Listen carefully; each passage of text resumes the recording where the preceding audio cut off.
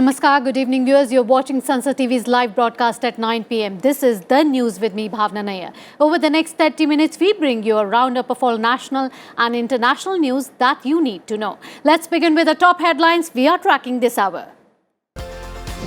Nation celebrates Draupadi Murmu's election as the first president from India's tribal community. Oath-taking ceremony on 25th of July. Enforcement Directorate questioned Sonia Gandhi for 2 hours in money laundering case related to National Herald. Congress hold protests. After initial disruptions, proceeding continue in both houses of Parliament. Discussion deferred on Indian Antarctica bill in Lok Sabha. Rajya Sabha takes a bill to prohibit funding of weapons of mass destruction. Karnataka, Manipur and Chandigarh top third edition of India's Innovation Index. Manipur leads in the northeastern region and hill states. Trinamool Congress to abstain from voting in vice presidential election says it was not consulted on the opposition candidate for the poll. After the headlines, let's lunge on to some more important stories of the day. Parliamentary committee recommends measures to ensure diversion of land for oilseed cultivation. Union Minister Dr. Mansukh Mandavia launches schemes to strengthen pharmaceuticals industry, focus on MSMEs and clusters. Compared to a global average of just 5%, 15% pilots in India are women, says Civil Aviation Minister India. BJP MLA Joshua D'Souza to face off against Congress candidate Delilia Lobo in the election for Deputy Speaker of Goa Assembly on Friday. Education Minister Dharmendra Pradhan discusses visa issues of Indian students with Australian counterpart Jason Clare. Government not considering any proposal to review growth in minority population, especially West Bengal, says Minority Affairs Minister Smriti Irani. State governments primarily responsible for taking measures to prevent losses due to floods, asserts Jal Shakti Minister Gajendra Singh Shekhawat. 9th ASEAN-India senior officials meeting on transnational crimes held in virtual mode condemns terrorism in all forms and manifestations. On 53rd anniversary of Apollo 11 lunar landing, NASA announces first flight of moon rocket Artemis in late August. And all eyes set on javelin Olympic champion Neeraj Chopra at World Championships qualification round to be held tonight.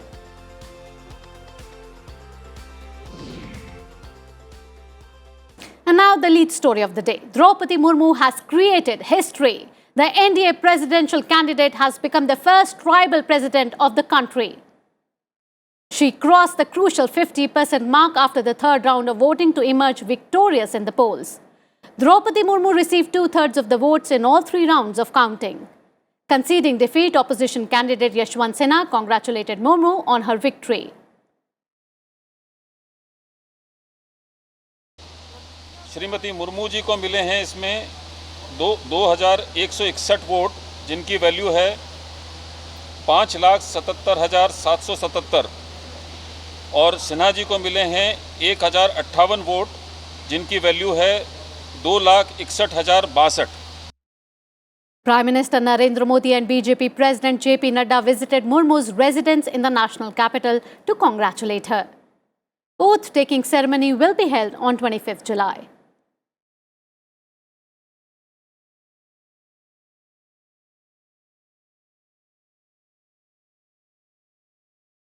So for more updates, we have Kriti Mishra, our correspondent from Parliament House. Kriti, my question to you is, there is a mood of joy and celebrations in the NDA camp and a big day for Indian democracy. The counting started at 11 in the morning and it is still underway. 3 rounds of counting of votes has already undertaken. Tell us more about it. Well, Bhavna, as you said, it was a historic day as the trends right now, or the numbers or the figures that we have right now, India is set to get the first tribal woman president. Of course, President of India, the election is of paramount importance. President, he or she is the head of the state, the first citizen of the country, the supreme commander of the armed forces. And as you said, that this was a lengthy day, a lengthy and a very historic day. Of course, it started at 11 a.m. in the morning with the sorting of the valid votes. And as you know, that this, the entire formula is a very complicated one, because there are 776 MPs who were eligible to cast their votes. And also, as far as the MLAs are concerned, 4033 MLAs, and the total value comes out to be 4809. And that, the total value of the valid votes has to be divided by 2 plus 1. And that's how we get the vote quota, which is for counting of votes on the basis of the proportional representation by means of a single transferable vote. That is what the system that is being followed in the presidential election of India. And as you said, that 3 rounds are over. And right now, as we speak, the counting of last 2 states, that is Puducherry, last 2 UTs, in fact, Puducherry and NCT of Delhi, that is underway. So, in fact, as you already said, that 50% of vote that is required has already been breached by the NDA candidate Draupadi Murmu, and India is set to get the first tribal woman president right now. And as we speak, within few minutes right now, we'll have the briefing from the returning officer, who's also the Secretary General of Rajya Sabha, Mr. P.C. Modi, on the final vote, on the final count of the rounds, and also on the number of final votes polled by the next president of India, Draupadi Murmu ji. Over to you, Bhawna. Thank you for all the update, Kriti. Moving on, let's take you on to the day 4 of the monsoon session of Parliament. Lok Sabha proceeding witnessed frequent disruptions on Thursday.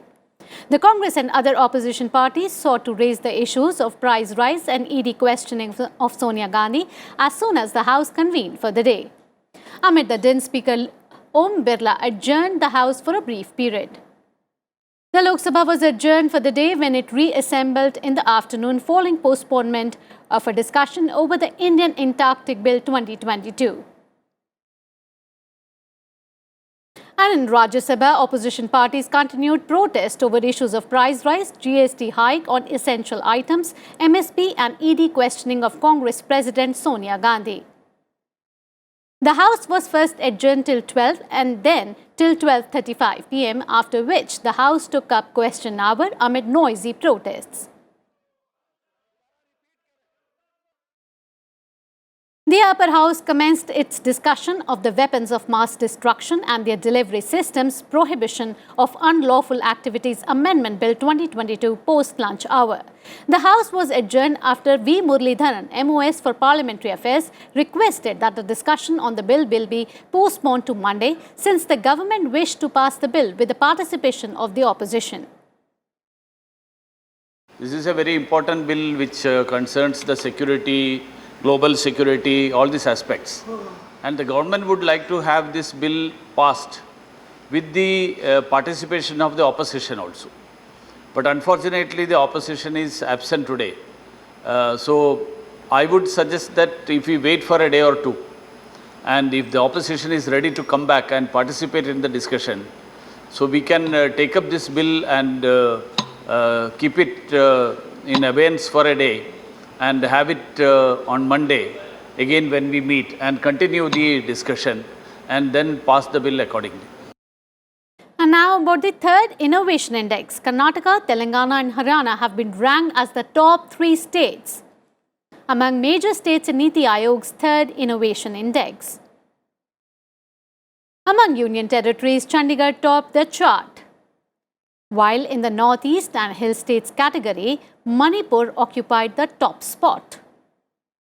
Niti Aayog's India's Innovation Index 2021 examines innovation capacities and ecosystems at the subnational level. States and union territories were divided into 17 major states, 10 Northeast and Hill States, and 9 union territories and city states. Congress President Sonia Gandhi appeared before the enforcement directorates in connection with a money laundering case related to the National Herald newspaper. She arrived at the Federal Probe Agency's office around noon in the Z Plus security, accompanied by her son Rahul Gandhi and daughter Priyanka Gandhi Vadra. She was questioned for around 2 hours. Earlier, Rahul Gandhi was questioned in the case for 5 days. Party MPs and Congress members courted mass arrest outside the party headquarters in New Delhi in a show of solidarity with Sonia Gandhi. Congress also held protests in different parts of the country. 21,566 new COVID cases were reported in the last 24 hours. It is the highest COVID tally in 152 days. In the last 24 hours, patients undergoing treatment for the COVID-19 increased by 3,227. 1,48,881 patients are undergoing treatment. The number is 0.34% of the total cases of infection, while the national rate of recovery from COVID-19 is 98.46%. The daily rate of infection was 4.25%, while the weekly infection rate was recorded at 4.51%. At the same time, 200 crore 91 lakh doses have been given so far under the anti-COVID-19 vaccination campaign. Moving on, Trinamool Congress will not take part in the upcoming vice presidential election. TMC leader Abhishek Banerjee said his party will abstain during the voting. TMC and NDA vice presidential candidate has a fiercely combative and antagonistic relationship. NTPC has signed an MOU with Niti Aayog to develop a net zero greenhouse gas emission framework. Its objective is to make India's power sector green and more environment friendly. And more news from across the nation. The Lieutenant Governor of Delhi has rejected Chief Minister Arvind Kejriwal's request to visit Singapore to attend the summit on August 1 as the Summit of Mayors. The Jammu-Srinagar National Highway was shut down due to landslides caused by heavy rains at several places in Ramban district. Nearly 1,000 vehicles got stuck there. Authorities are rushing to clear the highway. The Department of Post has issued a special envelope for the festival of Rakhi. The envelopes are laminated to protect the content from damage due to ongoing monsoon. It also has a word Rakhi printed outside for faster dispatch. And now let's trace the monsoon in the nation.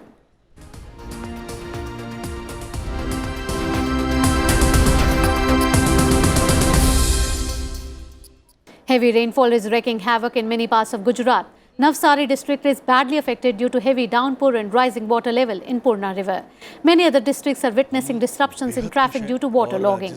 Situation remains grim as massive quantities of water begin continuously released from Ukai Dam situated on Tapi river.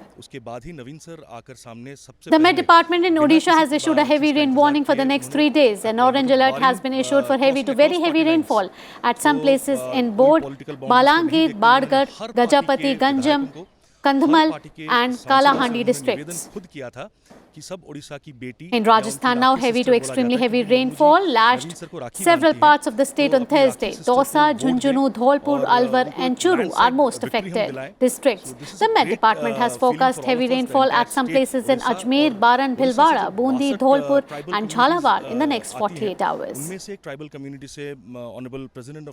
Orange alert has been issued in 7 districts of Uttarakhand. Because of rain and landslides, the state administration has advised the commuters to be cautious. Traffic on 175 routes, including 15 state highways, remains disrupted across the state. Police and administration have been kept on alert mode. Moment of celebration and moment of happiness. Democracy का सही मतलब और democracy की सही. And news now from the world of business and economy. Thank you.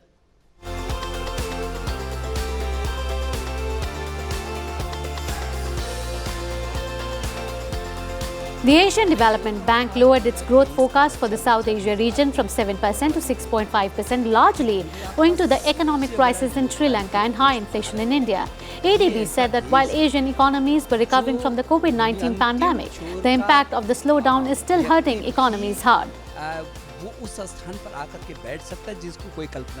The European Central Bank announced a surprise rate hike of 0.5% that will be applicable for 19 countries using the euro. This is the first time in 11 years that the bank had raised the rates, largely to rein in rising inflation, which is affecting consumers across the region.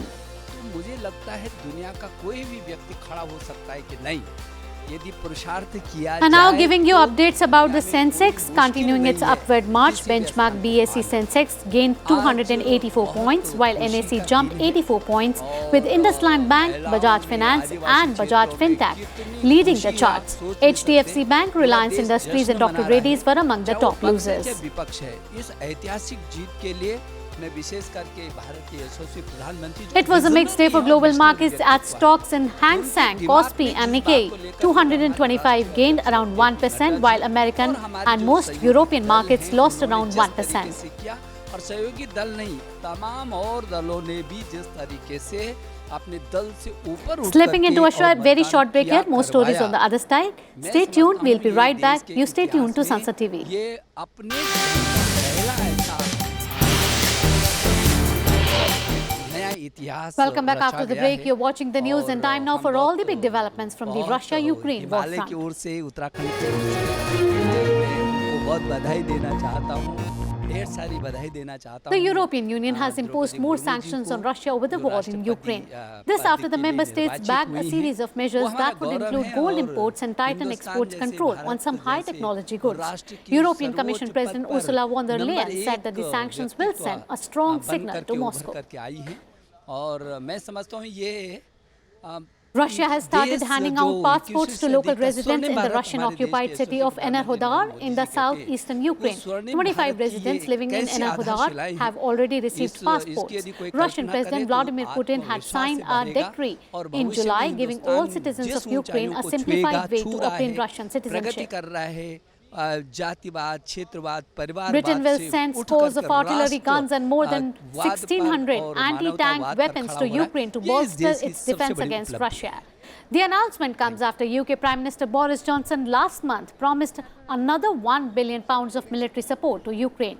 UK Defence Secretary Ben Wallace said that UK would also provide counter-battery radar systems, hundreds of drones and more than 50,000 rounds of ammunition.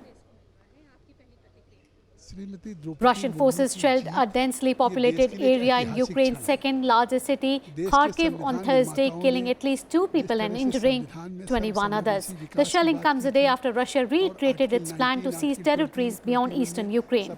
Kharkiv officials said Russian forces hit a medical facility, a public transport stop, a mosque, a gym and a residential building.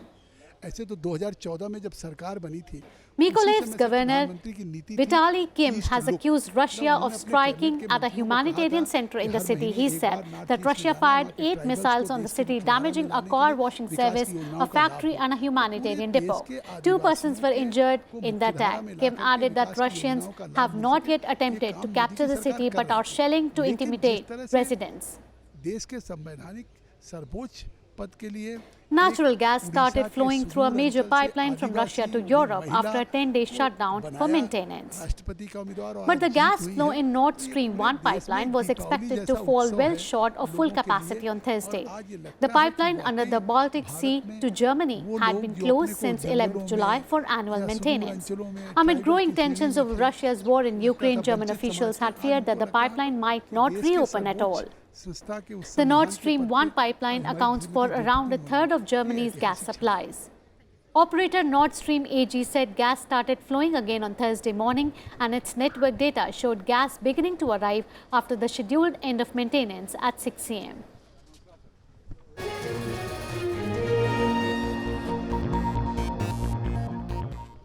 And time now for more global updates.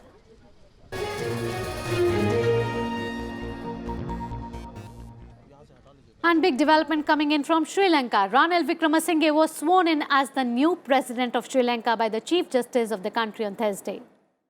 The 6th-time Prime Minister won 134 votes in the 225-member parliament in a vote count on Wednesday. Protesters had stormed Wickremesinghe's official residence this month when he was Prime Minister and burned down his private house. Street protest over Sri Lanka's economic meltdown boiled over last weekend when hundreds of thousands of people took over government buildings in Colombo. The protest led by former President Gotabaya Rajapaksa leaving the country.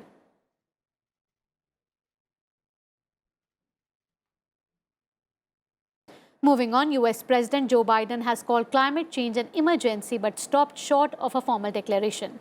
He also announced a modest package of executive actions while promising more aggressive efforts. In a season of historic heat waves sweeping Europe and United States, 100 million Americans from New York City to Las Vegas will be under heat warnings this week. US President Joe Biden said he will look at it as an emergency. Climate change is literally an existential threat to our nation and to the world. So my message today is this. Since Congress is not acting as it should, and these guys here are, but we're not getting many Republican votes, this is an emergency.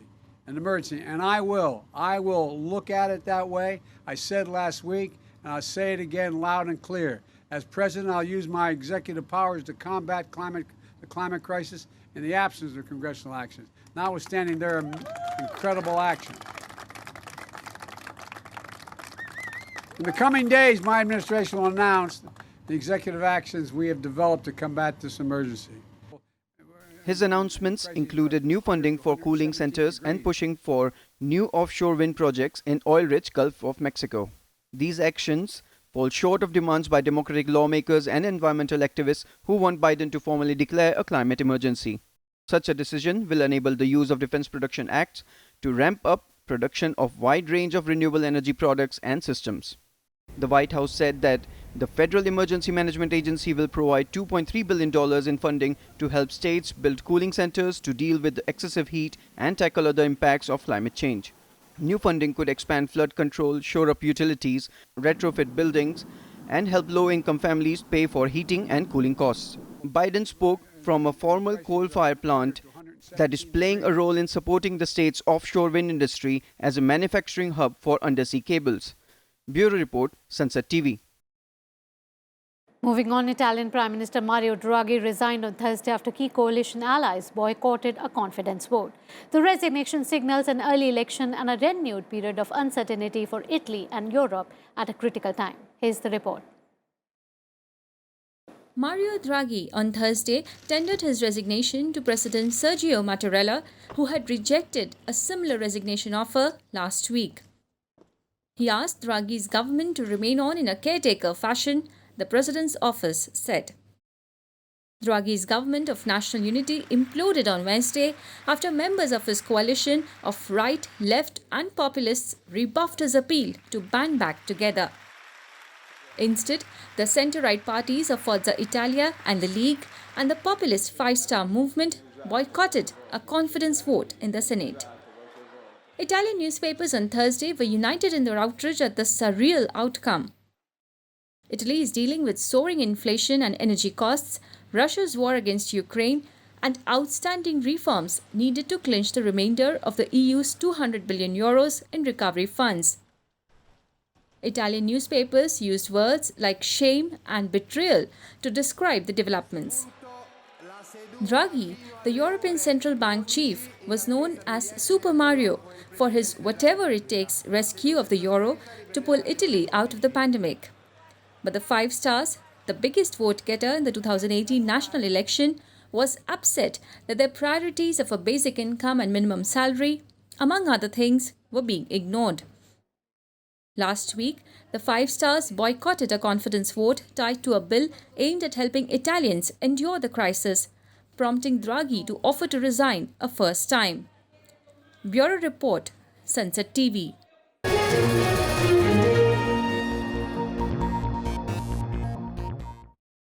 And time now for all the sporting action.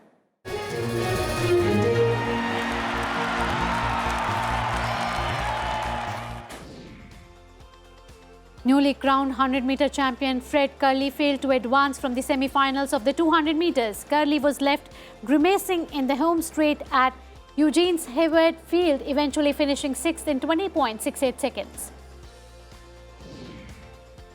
Ellison Das Santos ended Carsten Warholm's reign as hurdles king at the World Championships. Das Santos ran the third fastest time of all time and a championship record of 46.29 seconds to win gold.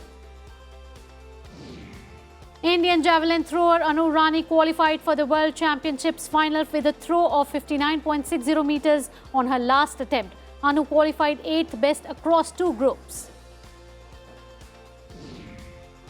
Shikhar Dhawan led India take on West Indies in the first match of 3 ODI series starting in Port of Spain tomorrow. India to play 5 T20 matches during the tour too. Kevin De Bruyne's double strike was enough to help Manchester City see off Club America 2-1 in Houston as Pep Guardiola made Erling Haaland wait for his debut.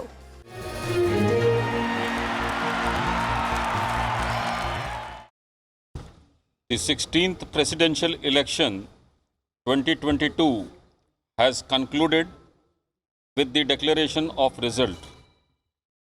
The counting of votes commenced at 11 a.m. today, the 21st of July 2022, in room number 63, Parliament House, New Delhi. The ballot box used in the Parliament House was first opened, followed by that of states where members of Parliament had cast their votes.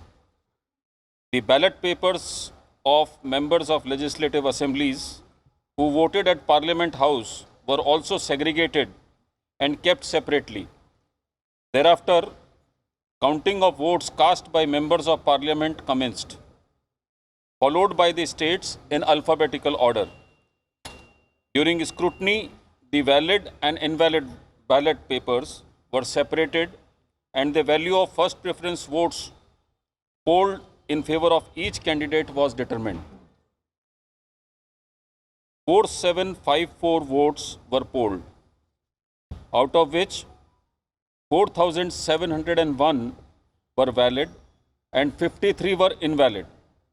The quota sufficient to get a candidate elected was determined by dividing the total number of first preference votes secured by both the candidates by 2 and then adding 1 to the quotient. The said quota was 5,28,491. Srimati Draupadi Murmu had secured 2,824 first preference votes, value of which is 6,76,803. 2,824 first preference votes, the value of which is 6,76,803. 1,877 first preference votes were secured by Shri Yashwant Sinha, value of which is 3,80,177. As the first preference vote secured by Srimati Draupadi Murmu was greater than the requisite quota, I, in my capacity as returning officer, declared that Srimati Draupadi Murmu has been duly elected to the office of the President of India. Now, I will be forwarding to the Election Commission of India Form 7 under Rule 35(1)(c), which is the return of election to the office of the President of India, and also a declaration of result of election under Section 11 of the Presidential and Vice Presidential Election Act 1952, read with Rule 35 of the Presidential and Vice Presidential Elections Rules 1974. Election Commission of India would then prepare the certificate of election of Shri Draupadi Murmu as the President of India, jointly signed by Honorable Chief Election Commissioner of India, Shri Rajiv Kumar, and Honorable Election Commissioner Shri Anup Chandra Pandey. Overall, the 16th presidential election was conducted in a free, fair and orderly manner in Parliament House and across all state capitals in the country.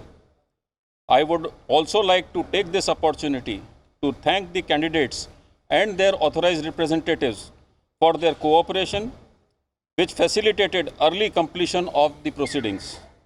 I would also like to convey my humble congratulations to Srimati Draupadi Murmu, the President-elect. Thank you. Sir, can you tell the total value of all details? All details are being circulated to you, which gives the complete analysis of state-wise.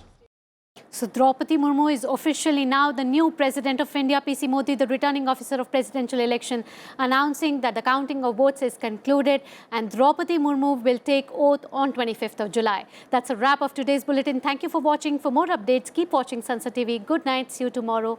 Bye.